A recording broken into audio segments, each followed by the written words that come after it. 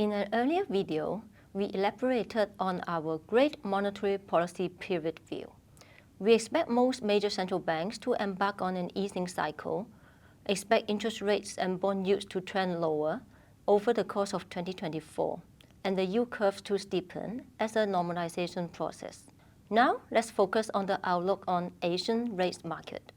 Monetary policy direction for Asia is likely to be mixed in 2024. We expect the central banks in Indonesia, the Philippines and Korea to cut policy rates to various extent.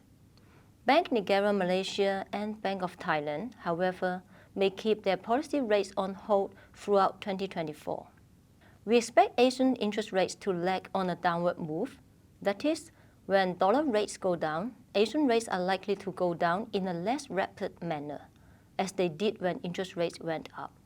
Currently, the government bond yield differentials between Asia and U.S. are very narrow or negative. When U.S. rates fall further, we expect Asian rates to fall by less, thereby widening yield differentials and ultimately rendering Asian government bonds more appealing. For the Sing dollar market, during the global tightening cycle, the pass-through from the increases in US dollar rates onto Sing dollar rates were not 100%.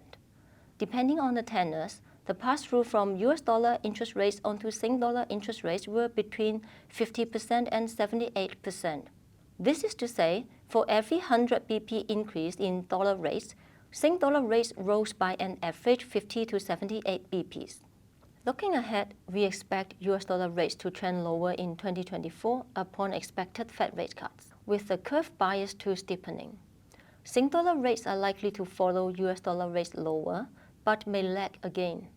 The falls in Sing dollar rates are likely to be less rapid than the falls in US dollar rates. This will then partially normalize the interest rate differentials between the two markets. Currently, Sing dollar rates are well below US dollar rates. We expect Sing dollar rates to remain below US dollar rates at the end of 2024, but less so. On the bond side, the supply outlook is supportive of SGS, Singapore Government Securities. This is the usual case as the Singapore government has limited reliance on the bond proceeds to support fiscal spending. In other words, MAS has every flexibility to calibrate supply to cater for demand. However, despite this sanguine SGS supply outlook, we still expect SGS to lag US Treasuries in rallies. This mainly reflects the stable nature of SGS. When US yields were rising rapidly, SGS yields rose but in a timid manner. Similarly, when US yields fall, we expect SGS yields to fall but be relatively stable. Renminbi rates may be the exception in this expected downward move in interest rates.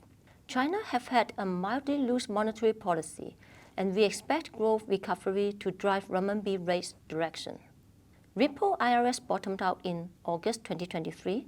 We maintain a mild upward bias to renminbi rates, notwithstanding our expectation for some further liquidity support, because liquidity support is unlikely to flood the Chinese market. Meanwhile, an outright interest rate cut is unlikely, and even if it comes, it is likely to be of a small magnitude. The renminbi rates market shall react more to the subsequent economic recovery because of all these support measures. The impact on flows into Asia may be of two stages. When it is still the early stage of downward adjustment in rates, flows may not make a strong comeback to Asia, because interest rate differentials with the US are still narrow, while expectation may be for US dollar rates to fall more, which provide capital gains there. After some further yield adjustment, Asian local currency government bonds will become more appealing, and flows may start to come back on a more sustained basis. This will potentially happen from the second quarter onwards. To sum up, in a downward move in interest rates, we expect Asian rates to lag US dollar rates, as they did when interest rates went up. Easing US dollar rates with more stable Asian rates will partially normalize rates and yield differentials, rendering Asian local currency government bonds more appealing after the initial adjustment. The risk to our view is inflation staying elevated and major central banks turning out to be more hawkish than expected.